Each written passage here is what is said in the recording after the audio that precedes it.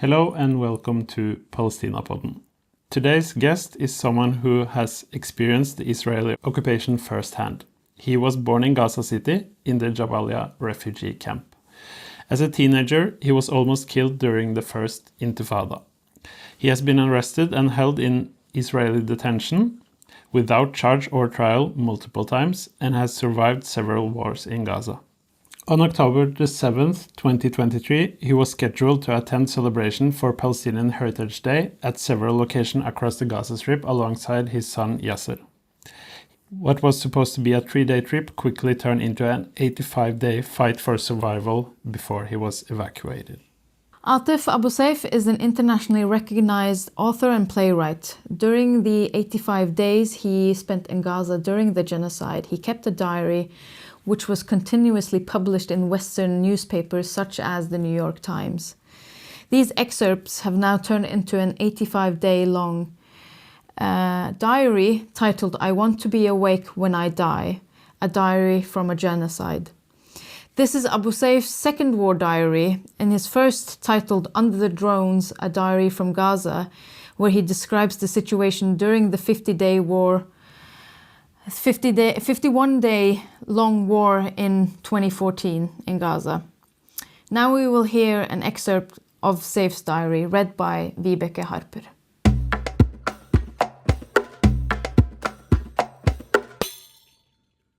Sunday, 3rd December, day 58. My family home was destroyed last night when an F-16's missile struck that part of Jabalia along with 6 other houses. Luckily, no one was in.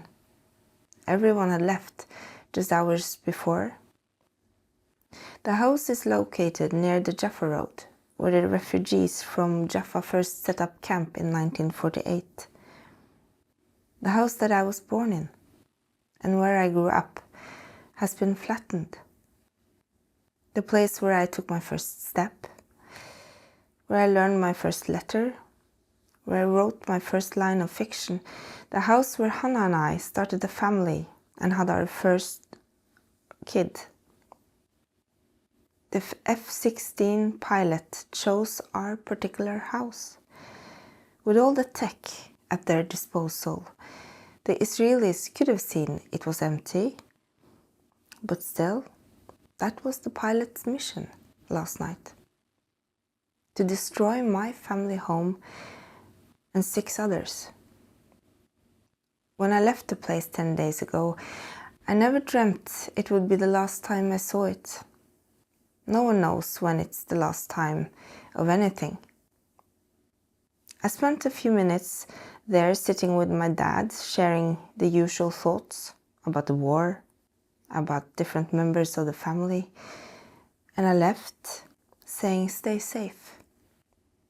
To him, not the house. I assumed I'd see it all again. I didn't think of saying goodbye or stay safe to the house. The wooden staircase, the photos from my graduation, the framed photo of my late brother Naim that hung on the wall the whole time he was in jail and ever since. My dad no longer has anywhere to sleep. Last night, as the shells fell randomly on the camp, he decided to move to what he thought would be a safer place with other neighbors. Multiple sites were being targeted. And at times like these, the prospect of company is somehow reassuring. Now, like thousands of other Gazans, he has nowhere. He WhatsApp called me at 6:30 this morning. The house is gone, he said. Nothing else. His voice was trembling, and I could almost see the tears in his eyes through the phone. Now a 74-year-old man is homeless. For no other reason than that someone made a strategic decision to make him suffer. Things are beyond dire in Jabalia. I call my sister Asma. When you hear the ringing tone, it's always such a relief. Phones are usually destroyed when their owners go under the rubble. So if their phone is still working, maybe she's alive. Eventually, on my third attempt, she picks up. "Good morning," she says. These 2 words are all I need. I can breathe now. She goes on to describe the horrors of the previous nights, how she counted the minutes for the endless string of explosions to end. She could see the neighbors' building on fire and couldn't work out which side of the house the missiles were landing. They were so close. It was only when the first ray of dawn crept through the shattered window that she realized she's made it. "I'm not sure I'll see another dawn, Atef," she says. Yesterday, I walked to Tel al-Sultan Street towards Rafah town center. It was good to get some sun. Now the clouds had passed. At the offices of the Social Development Department, I had a meeting with the manager of the department for the Gaza Strip, Luai Madhoun. After a few minutes, we found ourselves joined by 5 other colleagues, talking and analyzing. As normal. Luai is in charge of distributing welfare and assistance to the displaced people, and has spent most of his day at the Rafah crossing, receiving lorries and supervising their distribution. He reflected that what has entered Gaza so far is barely 10% of what's needed. With the flood of the people from the rest of the Strip, mainly into Khan Yunis, the most pressing question is where are they going to sleep? It's a night-by-night challenge. Most of them are sheltering in the schools, either UNRWA ones or government schools, but they are all long since full. Even colleges and universities have been turned into shelters, and there's no room for any more, anywhere. Before turning in, I chatted with my great-aunt Noor. Noor is the sister of my grandmother Salva. She's possibly the only surviving family member who was actually born in Jaffa before the Nakba. With her mother and father, she had to flee their beautiful house to spend most of the rest of her childhood in a tent, just a few miles north of here. Her father had been the Mukhtar of the city, like a tribal mayor, a position of extreme prestige. Then, all of a sudden, he was a penniless, homeless refugee. Now it seems his daughter, Noor, must flee to a new camp. My entire life, she's told me the story of the day she had to drop her textbooks and run out of the house and down the street when she heard shells flying over from Tel Aviv. She remembers how upset she's been at the time, that she hadn't brought her textbooks with her. She loved her school in Jaffa, but she never went to another school again. And she told me the story again last night. I could tell she was mixing up some of the details with the hasty departure from her house in Jabalia just a few weeks ago. It was like a montage in a film, cutting back and forwards across 75 years. A great film editor couldn't have cut it together better than the way she did in her confusion. Last night, the Israelis targeted the Shuaiya quarter of Gaza City.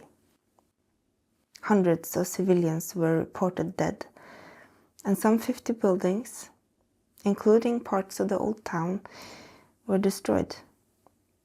Today, more people arrive from Khan Yunis, and Rafah seems ready to burst.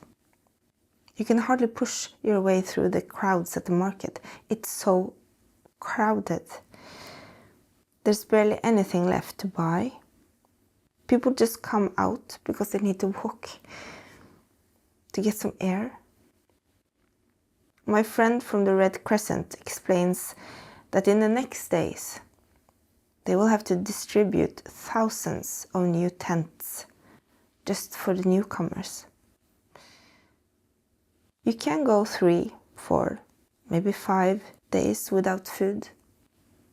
But if it's raining, no one can last one night on the street.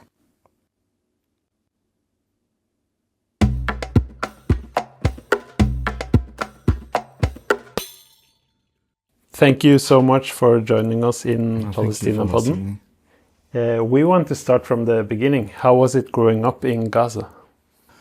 You know, I was born in a refugee camp, and when you were born in a refugee camp, you're born in an unstable situation. So I remember when I was in school, the teacher in our school was saying, he was dividing the places where people settle in. He says the city where urban people living and where they're dependent on modern economy, etc. Villages are where farmers work and they have farms. Desert where people, Norman people, they have their tents. Then I raised my hand saying, what about the camp? Because it was not in the curriculum. So it's not there. I said, but we live in a camp. So I always have this hunch, what is the camp that I'm living in? And, when you grow up in this refugee camp, which is Jabalia, which is the largest Palestinian refugee camp inside the geography of Palestine, and people live in areas named after the villages and towns which they come from. So I live in Jaffa area, and the people across to us live from Huj area, which is a village, Assis-Dorot settlement, which is in the news because of the Palestinian resistance, etc. And where Sharon has his farm, actually. Anyway, so the people north of us is coming from Deir Sneid. So you grow up with this, unstable, and a place which you think and believe it's temporary. It's not lasting. Because everything in this place reminds you that this is a camp.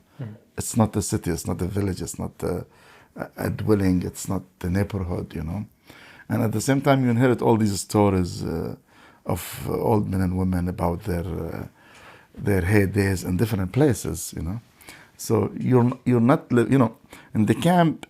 You live in the memory of the others, or their dreams. So you don't live in the minute, or you don't live on your daily life. So you're preoccupied with what you're told and about their dreams. So this is, I think this is the Palestinian case in general. It's not very peculiar to my situation, because we've never been given the chance to live in peace. All the Palestinians they were born during war and they died during war, because this war is launched against our people since more than 76 years. Because the Nakba as an event started in May, but as a process it started very much earlier, since the Zionist project started in our country, when they came and they settled and they started to displace people. And always I like to remind people that during the British Mandate, the Zionist movement, in collaboration with the British Mandate, evacuated 67 Palestinian villages before the Nakba. In order to enlarge the kibbutzes. Yeah. So they were forcing people to leave earlier. But of course, the Nakba as a Nakba is not about being displaced only, about having a different state imposed illegally on your territory. So this is why I always say you never compare what happens to Gaza to the Nakba, because the Nakba is not about being displaced. So I want just to stop here, but I grew up with all this, and always I wanted to live in, in a minute. I don't know how does it feel to live in your country, because we never been having the chance. Even when Arafat signed the peace deal with Israel, which was not unfair for the majority of the Palestinians, but at the end, it was a way. He perceived it as a way to materialize kind of part of our national struggles. And he built the airport, remember? It was one of the best airports in the Middle East. Very decorated in Andalusian style. they destroyed it in a minute, you know. So we never had, my dream, I was living in Gaza, that I fly from Palestine. Why? Our grandfathers, they flew from Lid airport before. So like when I grew in the camp, I never knew what is a cinema until I've been to England when I did my master's degree. How old were you Why? then? Why? My grandmother used to go to the cinema in the 20s and 30s in Jaffa. And she used to tell me how it was to see Abdul Wahab's الوردة البيضاء الوردة الأبيض من يشتريك, you know, the famous, or to see Kulthum in Mughrabith, you know, or Hamra, or you know. So but I never been to the cinema until I became 25 years old when I've been to England, you know. So this is, and of course none of my kids now know what is cinema, because we grew up in Gaza, you know, and everything was destroyed. And them, though back then in the 50s and 60s, Gaza had a union for cinema houses, a union. At that time, in Oslo they don't have it.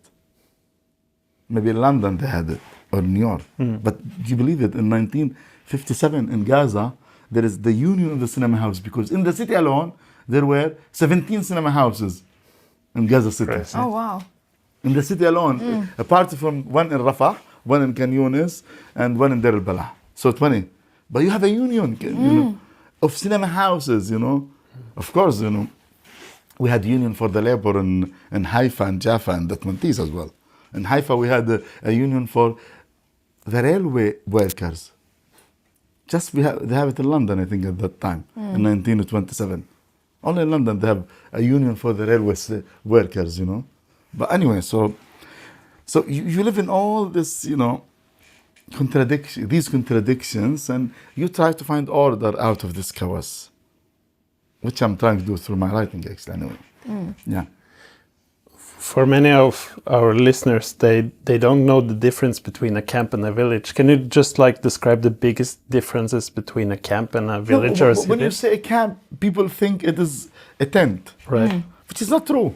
Exactly. You know, a camp is a statue of living. It's not a condition of living. Because, you know, of course, at the beginning, my dad was born in a tent. And he died in a tent, actually, in the war. He was born in 1950 in the tent, after his mother was forced to leave Jaffa. And he died in Jabalia, in the tent, in the same place, actually. But in a different tent, of course. That tent was 70-something years ago. So a refugee camp is not the tent. It's a statue of living. And i.e., you're not living in your place. And this is not your place. And you don't accept it to be your place. And you still legally own another place, which you want to go back to. And so like for us being refugees, you know, in Jabalia, or like being a refugee in Yarmouk or Baddawi or Al-Wahdat or Jalazon, whatever, it's that, you know, our family stripped from all their belongings, all their properties, lands, buildings, and they were forced to live with no source of money or income, and they have to build a new life. And apparently they don't want to, because it's, again, even if 100 years passed, this house in Jaffa, we still have 5 houses actually in Jaffa. And so these houses belong to us, even if you destroyed them. So these rights, they don't fall by time. Because, and I don't pretend that Allah gave them to me. And I don't create stories about God and the fighting of gods in the sky. I have papers with these. So it's, you know, and so it's not about, I'm not claiming. So the camp is not a sea of tents, though they turned Gaza now into a sea of tents in Khan Yunis, Rafah, etc. It's a statue of not belonging to the place we live in. And where, you know, we don't want any other place. It's very simple. We could disappear, you know, in the Nakba. And we could, I think the Palestinians are the only nation in the world where even if he lives prosperity, luxuriously in Norway or Chile, for example, his dream is to go back to Palestine. You know why? Because this injustice which was done to us, we were uprooted from our soul and we're thrown while everybody in the world were clapping, including the government of Norway in the 50s, if you remember, and America and all these countries. They were clapping, saying to the Zionist movement, bravo. This is the most unjust moment in history.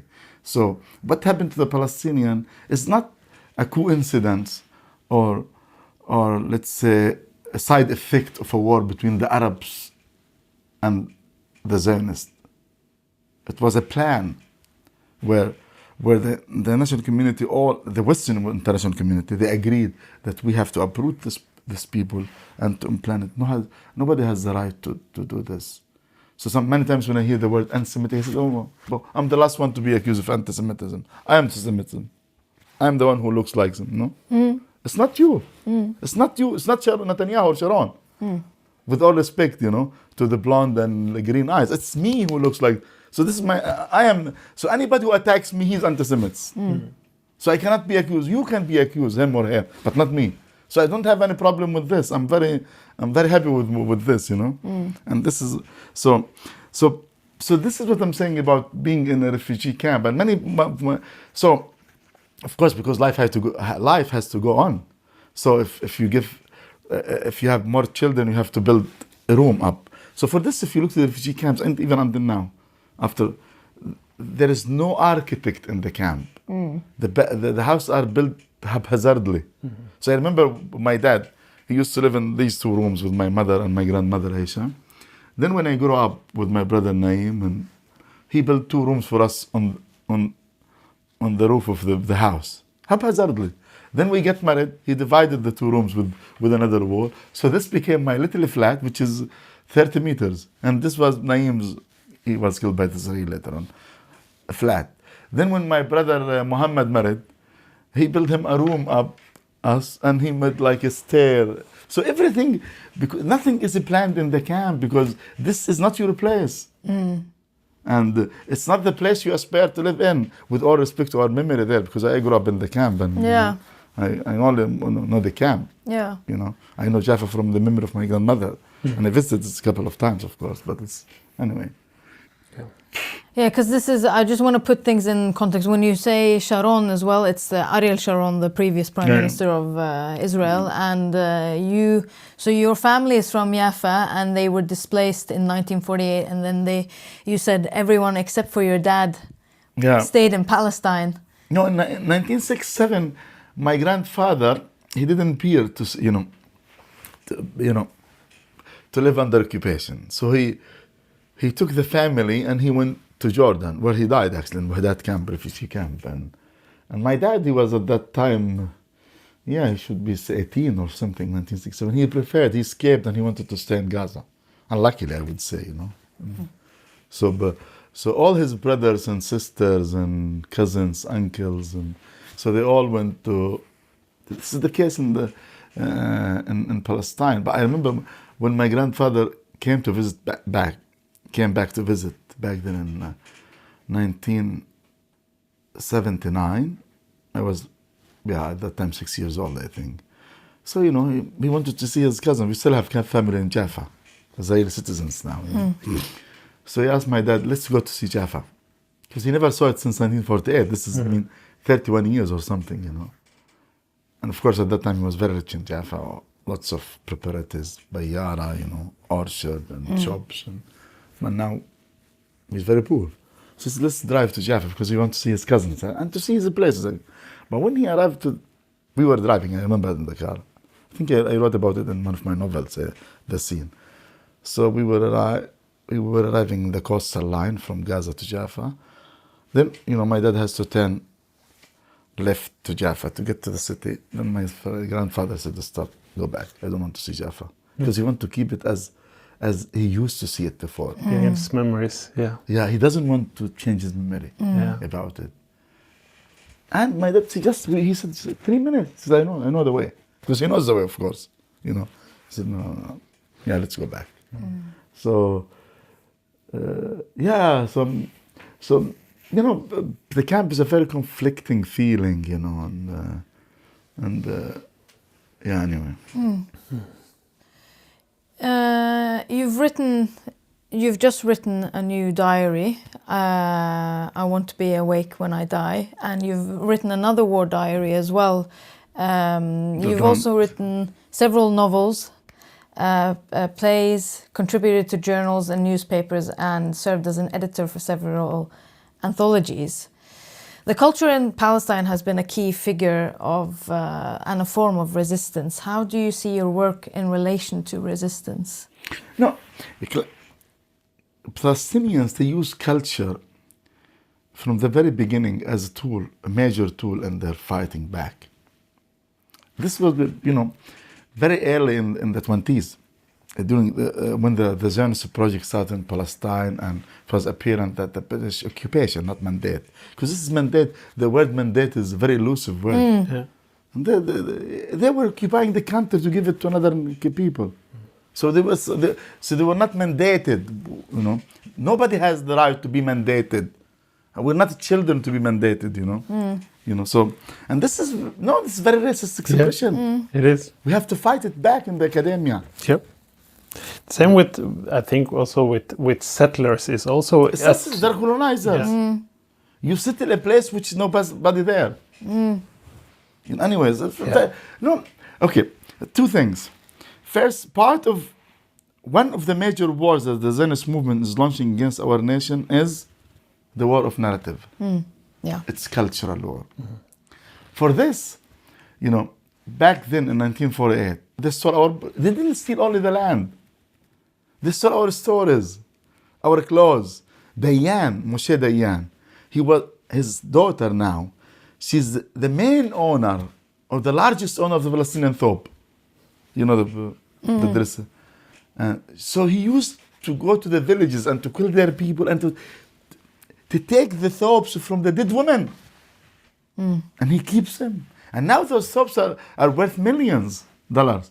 She sells them everywhere in Europe now. You know, he used to kill women in the villages, in the Palestinian villages, in this military operation he was launching. I think his operation was more east of Jaffa, Ramla, Lid. So he was killing the women and taking their clothes. So he has hundreds of them. And now his daughter is selling them all over the world. And so they stole the land, and they stole our stories, our memories. So they launched this war against our culture. So that people forgot that the Israeli radio is taken from the middle, what do you call it, that's Sharq al-Adna, the Near East radio station in Jaffa, for example. And they took our schools, our books, our libraries, our music halls, our cinema, the theaters, and this is what happens in Gaza now. Same thing. Either they take what they can fit in their system, or they destroy it. So this is part. So one of the major wars that the Zionists is launching against our nation is the war of narrative and culture. So, and one of the main tools that we're using to fight back is culture. Through poetry, through cinema. People forgot that the first Arab movie ever in history was a Palestinian movie. We made the Arab cinemas. And sometimes the Egyptians, oh wow, Ibrahim Lama, he's Egyptian. No, he's not Egyptian. He's from Bethlehem. And he was a Palestinian who was living in Chile. He brought the camera, he made the movie. Then instead of landing in Jaffa, he was supposed to show the movie, he landed in Alexandria and he showed the movie there. Then he became even the first film company in the Arab world, Egyptian, is owned by Palestinians. So at that time, before the Nakba, we're talking about Jaffa, Gaza.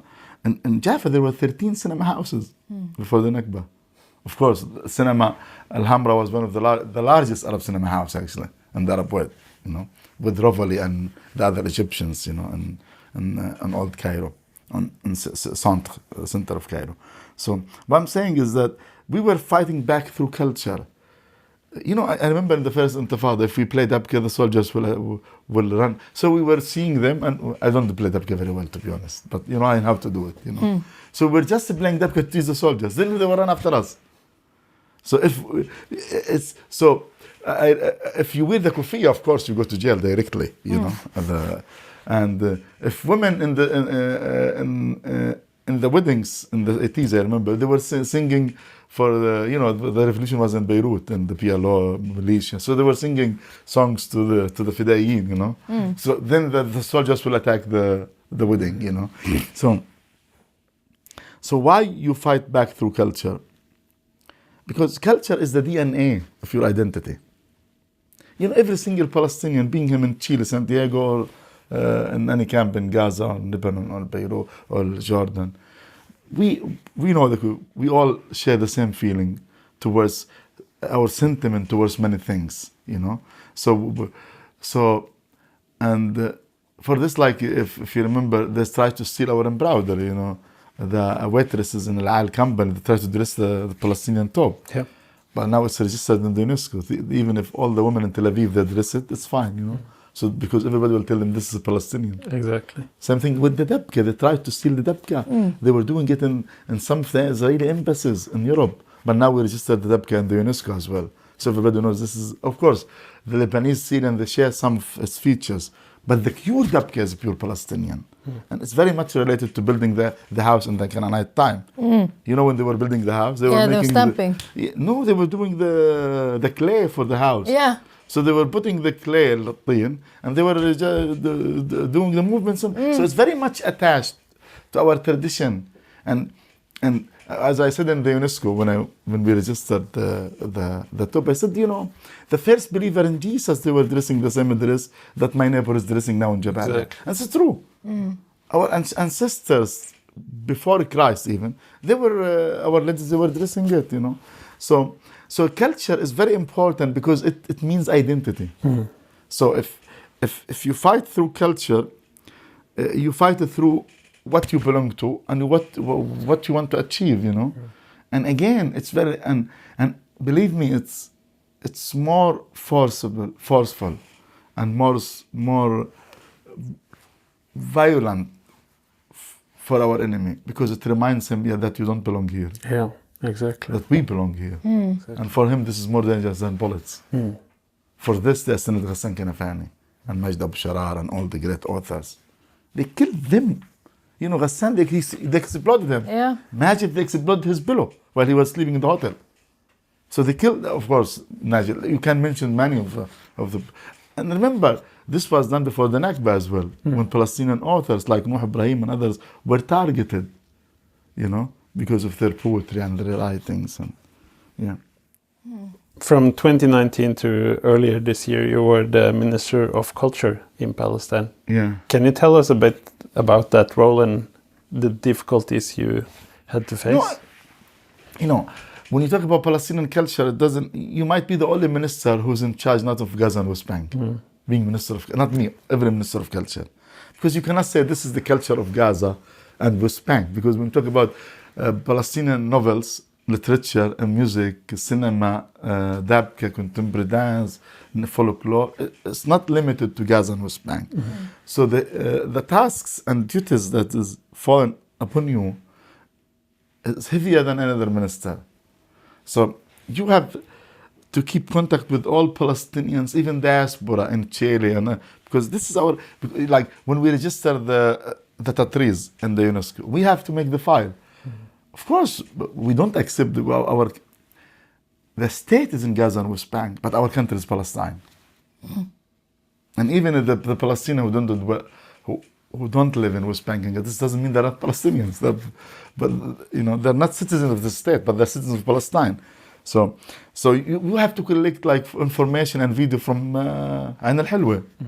So we have to send a delegation to take because we want to prove that this tradition of embroidery is very much connected to Palestinian history and the present and the future.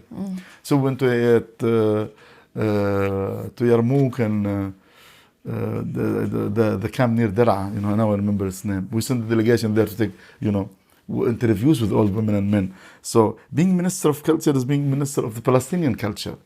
So it's not being a Minister of the PA culture. There is nothing called PA culture. There is BA municipalities, because there is Nablus, Gaza. You don't have municipalities abroad, but when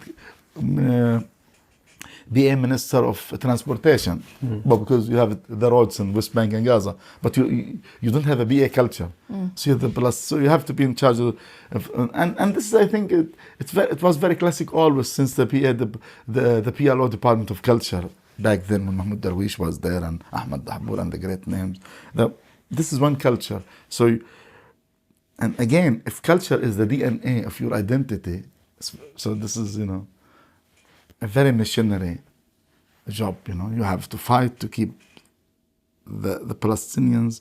We're split through geography.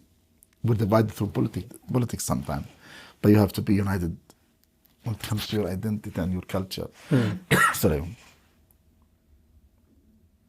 Just to say also, when you say PA, you mean you're talking about the Yeah, so it's just I think we worked hard, and I think during my 5 years of work, I concentrated on 2 projects actually. Registering the Palestinian heritage elements in the UNESCO, which we didn't before. We had just one element, which was registered by the civil society in 2009. At that time, there were no list of non-tangible heritage. So the Hikaya, Palestinian tale, was registered by some, but unfortunately, since the start of this non-tangible heritage list, we were the only Arab country which didn't register any element. And I registered 3, and the 4th is next year. I signed it to the cake, the bread of Jerusalem.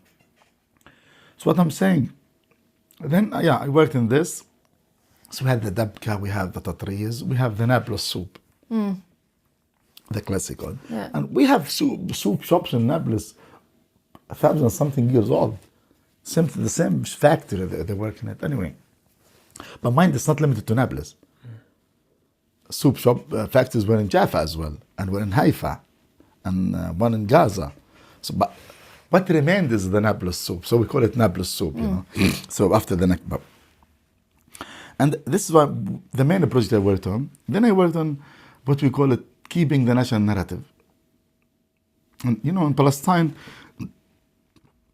1,475 books were printed before the Nakba. 1,475 books.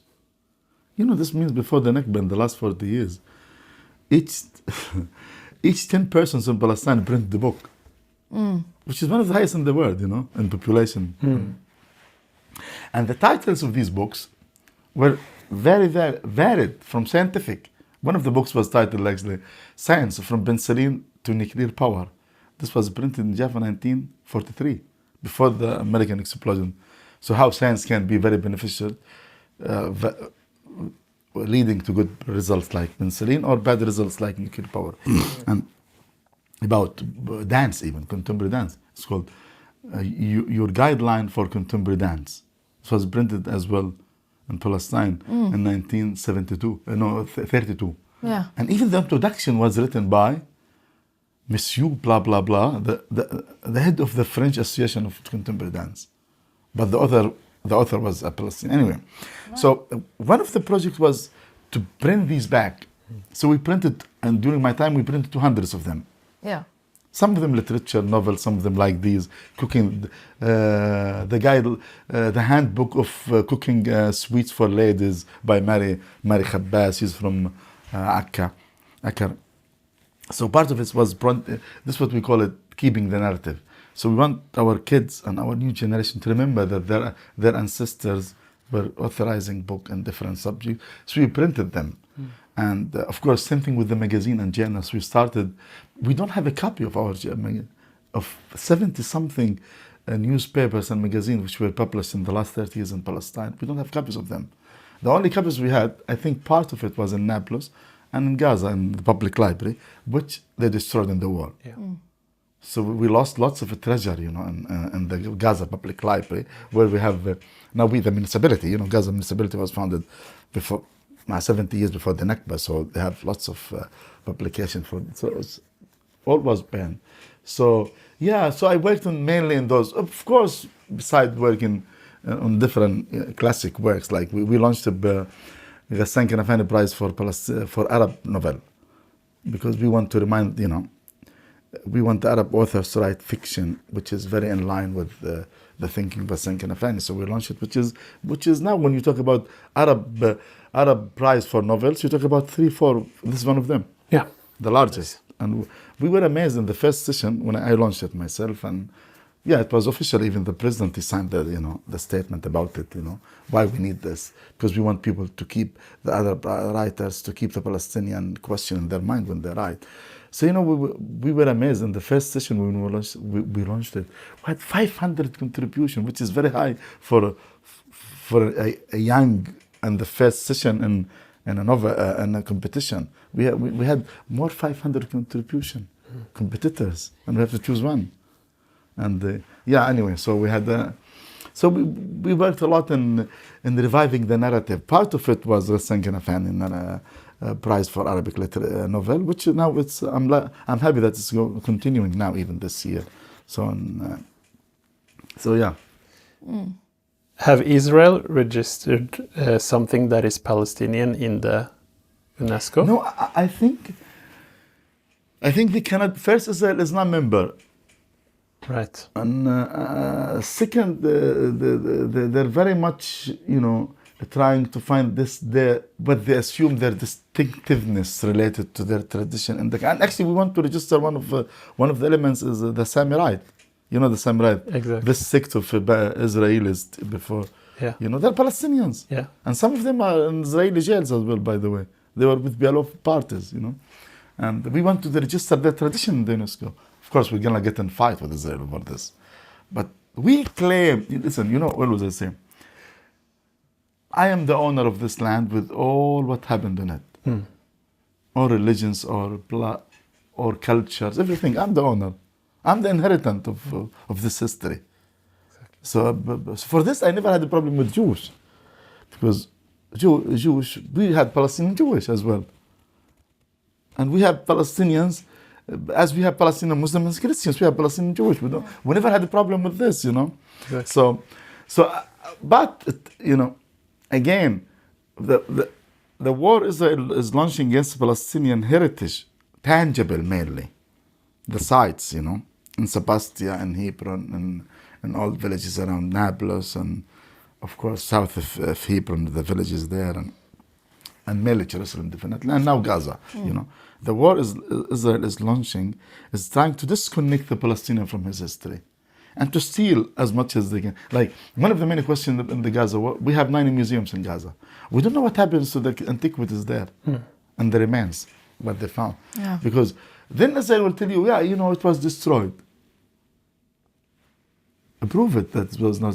Yeah. It was not destroyed. Yeah. They will steal it and they say it was destroyed.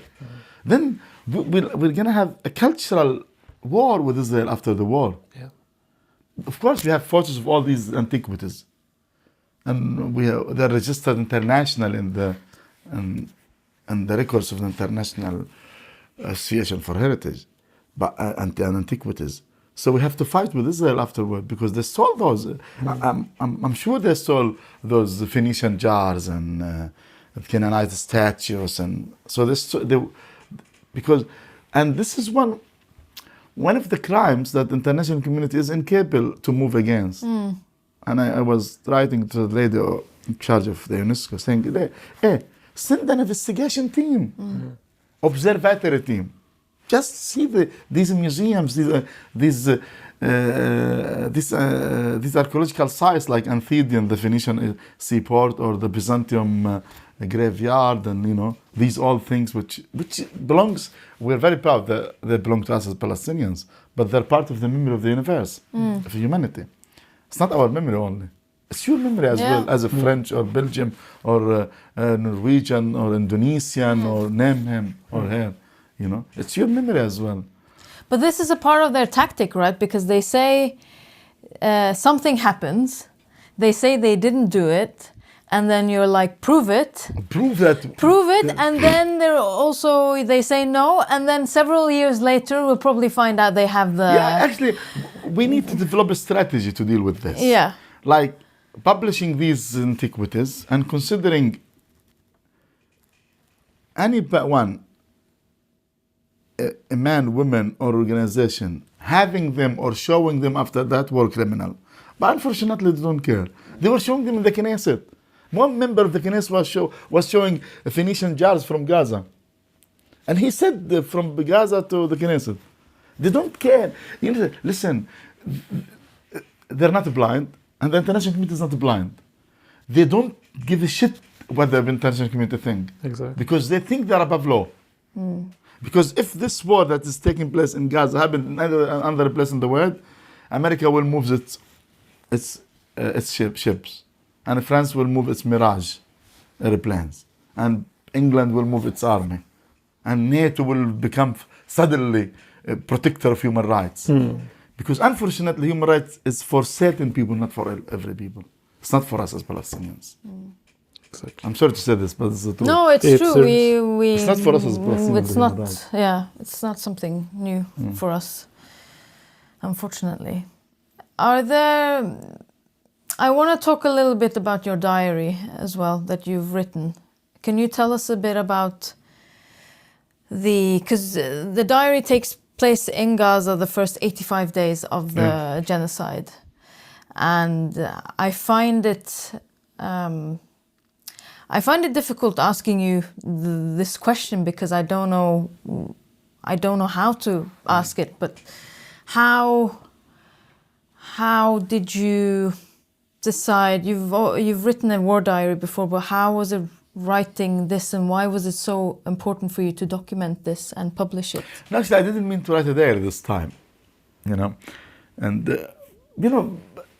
a diary, you write it if you think that what you're experiencing is very important and you want to document it. But for me, I wrote it because just I thought I might die, so I want people to know about me. From the very first minute of the war, it was very dangerous. I lived all the wars in Gaza. And I was shot 3 times in the Intifada and was raised jail. I know all the story about, all the situation in Gaza at least.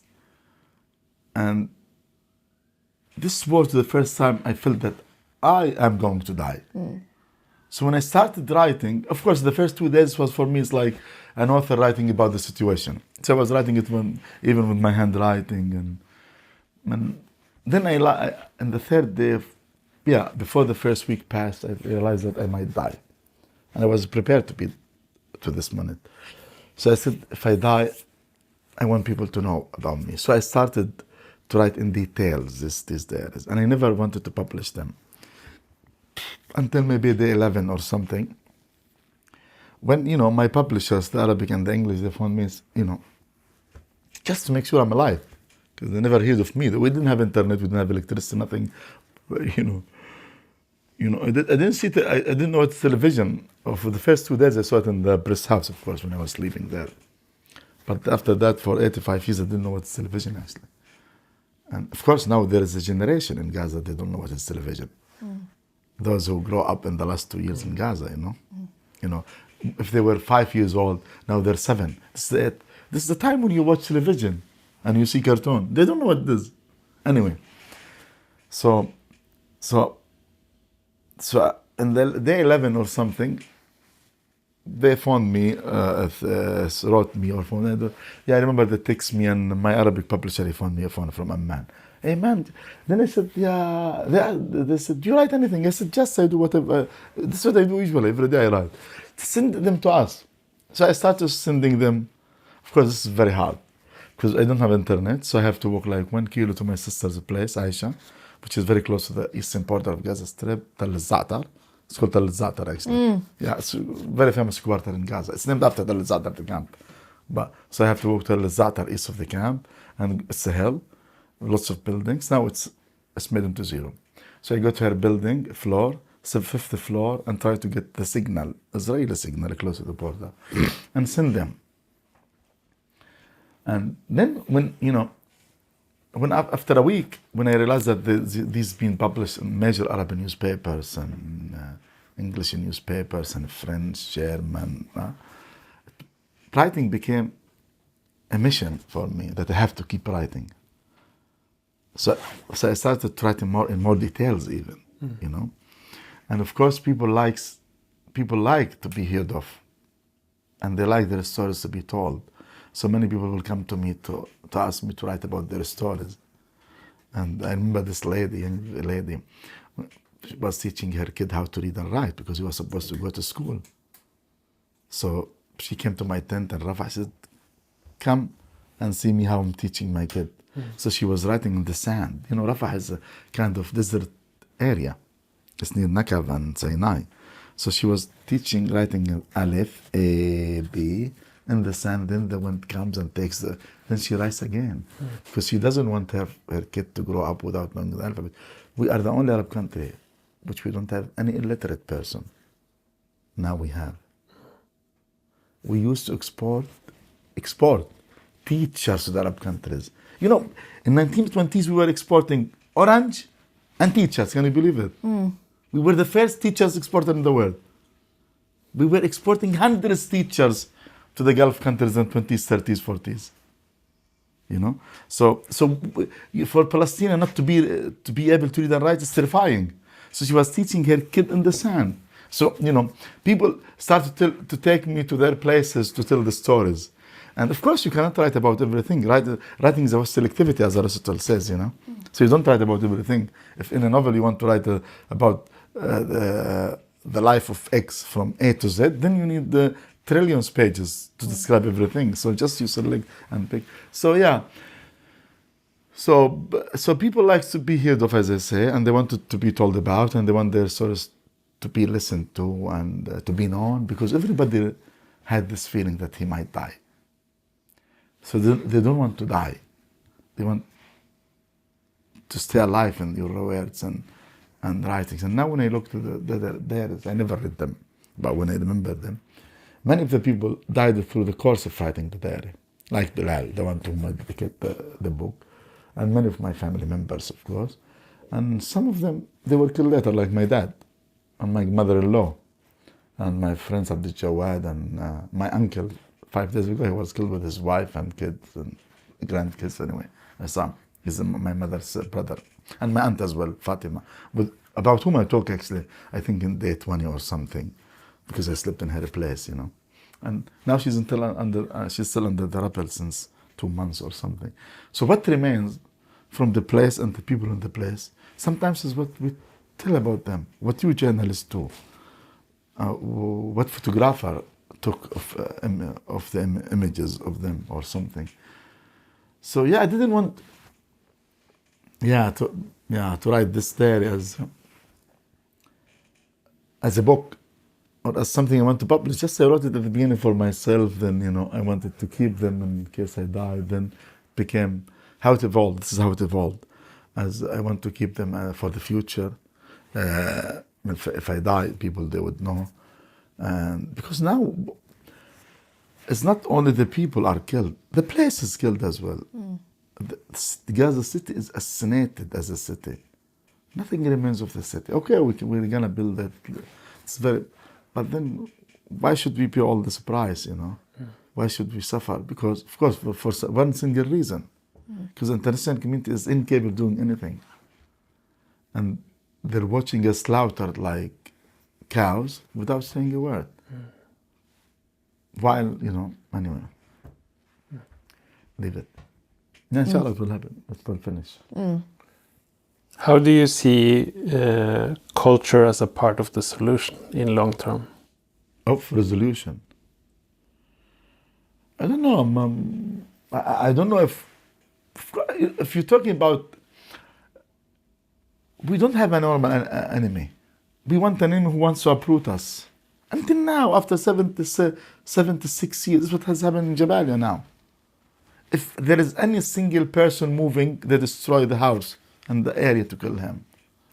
2 days ago, they destroyed this on our school where people in Beit Hanun are moving. So, I don't know, but, you know, it's normally, people should be able to live together, normally. And this was, in history, it happened. But then you have an enemy after 75 years, he's repeating what he did in the Nakba. But unfortunately, at that time, in 1948, nobody said no to him. And this time, nobody said no to him. You know, like now, yeah, it's funny. In the West, they say, we should bring Assad to the International Court of Justice. But you didn't bring Netanyahu. I am with bringing him, I don't mind. Assad, of course. But why didn't you say I want to bring Netanyahu? And everybody went, you said, no, we're not going to arrest him. Even the American administration, they're not part of the International Court of Justice, but they want to arrest Assad. Yeah. I am with arresting him, but I want to see him and Sharon and Netanyahu and Gallant and everyone in jail as well. You know, of course I want, because Assad as well, he you know. So, but now it's not our issue. But I'm saying, you know, so how culture can be part of this is very simple. Only one part of culture, of tolerance. And we don't have a tolerant enemy. You know, can you believe it? A man sending a gift to his daughter, 5 years old, destroying a building where 770 Palestinians are inhabiting. Live, remember, you saw, everybody saw it. Yeah. He was having, broadcasting it live. And nobody says we have to send him to jail. This is a kind of enemy we are having. He's sending his daughter a gift in her birthday by exploding a building where 70 Palestinians are living, and he kills the 70 of them. And live, he's not shy, he's not hesitant, he's happy. Saying, oh Dad, I'm sending you this as a gift. Killing 70 Palestinians. So the only culture which can help is that of tolerance, and we don't have any problem. Listen, how this issue can be solved? One of two. Either we fight or we make peace. Yeah. So how can peace can be made? Either we live together in one state, or we live in separate states. We tried the two separate states, and unfortunately Israel turned it into a nightmare. Growing settlements after Oslo, blah, blah, blah, blah, blah. Then, and when Rabin made peace with Arafat, they killed Rabin. Yitzhak Rabin. Yitzhak Rabin. Yeah. They killed him. Yeah. We didn't kill Arafat. However, 70% of the Palestinians were not with Oslo at that time. You know, even among his party, Fatah. But they didn't kill him. Because they believe that you should give a chance for an idea, even peace. Because we want peace. We never had a problem. We were living peaceful in our land until they came from abroad. So we never had a problem with anyone. So they have the problem, not us. So usually I say, okay, what do you want? We want to say solution. Okay, convince them to have to say solution, but they don't want. So this is not fair for us to take 20% of our homeland. But okay, I would accept it. Okay, but they don't want. Okay, you want one say solution? Okay, let's have it. They don't want. So what they want? They want it all. They want to kick us out of the country. They want to kick us out of the country, unfortunately. And while the international community is not willing and is incapable of moving against this, Israel will continue doing this. And now they're occupying Syria. Nobody pays attention. They're moving inside Syria. And the war in Lebanon stopped, and they're still attacking Lebanese villages. So the war stopped from the Lebanese side, not the Israeli side. And this is what they want to do in Gaza, you know. You stop fighting us, but we continue fighting you. Yeah. Anyway. So what can we do? Who you? Us. Anyone who's listening to this, or if we can Listen. What should we? I would say first, Israel is illegal. Okay, we have to develop our tools to fight internationally. Yeah. If you keep silent, you're part of the crime. If you don't move, then you accept what's happening. So, first, we have to push our governments, you know, to move to sanctions against Israel. So boycott and sanctions should not be hidden ideas. They should move from civil society to the states. I think this should be, as activists, our second move. This Israel should be designated as a discriminated state, as an apartheid regime, as a state that threatens the international stability, and it does actually. It does threaten the international stability. So it should be designated as such. So we have to move from civil society activity to the state activity. I don't understand myself. I don't see any big impact, but I don't understand why European countries they don't recognize the Palestinian state, which doesn't mean anything. It means that this nation. We used to have states, by the way, back then 6,000 years ago. We used to do it in the Canaan times have 6 states even here. Jeffers, you remember, every city was a state. We invented the state city system, which Italy adopted later on the Renaissance time. You know? I don't understand when we stop being a state and then we have to recognize being a state again. We never stopped being. Yeah, but that's the thing. Why are we having to recognize it again? The idea is, the irony actually, how dare those countries, they say, no, you have to agree with Israel to being a state. You know, so we have to continue our solidarity and our sanction, boycott, movement, and to move from civil society to the state level. And we have to be very, very articulated about this. And we have to continue fighting in the international community. Israel is an illegal member of the United Nations. When Ashkol signed the membership of the United Nations in 1949, he signed that he's recognizing resolution 181. The partition resolution was divide the country into 2 states, one for the Jewish, one for the Arabs. And the 194 resolution was designated the return of the right of it. So until now, Israel is not applying any of them. So it's illegal. So Israeli members of the United Nations should be, and this is one of the process of isolating Israel and designating it as apartheid regime. And apparently we should develop a new approach towards solving this issue. Which I think personally, when it says solution, for the willing, by the way, because many people wouldn't accept it, because many people, they came to the country because they want to rule it, not to be normal citizens of it anyway. Yeah. You got tired? No, I didn't get tired. I have a lot of thoughts. But no, because what is happening to us is unfair. It is, and it's so. It's one thing to listen from you who have been in Gaza and from Gaza, and you speak about it in such a. You speak about it in a way where I don't understand how people don't understand, and I do that before, but even now it's very frustrating to be in this situation where I just don't understand how people don't do anything. It's not people. I think we have a problem with the government. Yeah, or the government. So for this, we have to develop our tools. Yeah. To make the government, well, it's not enough to say recognize the Palestinian state. No. First, we have to make a move to consider what's happening genocide. So if it's considered genocide, then they're war criminals. It's not Netanyahu. Every single Israeli soldier is a war criminal. Yeah. Then you have to classify this state as apartheid regime. And to act accordingly as you did with South. Why did they do in South Africa?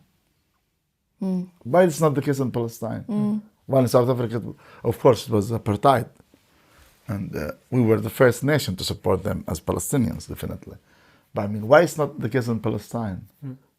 Why do you want me to prove to be good? While you tell the killer, be merciful on him. Don't kill 500 per day. It's enough to kill 100. This is what happens, no? Limit civilian casualties. Try and limit. Don't shock us too much. Yeah. Shock us in the morning, not in the morning and the night. Yeah. Because we want to sleep well. Yeah. So it's enough, one massacre a day. Yeah. Yeah. We really appreciate that you came and spoke to us. Thank you so much.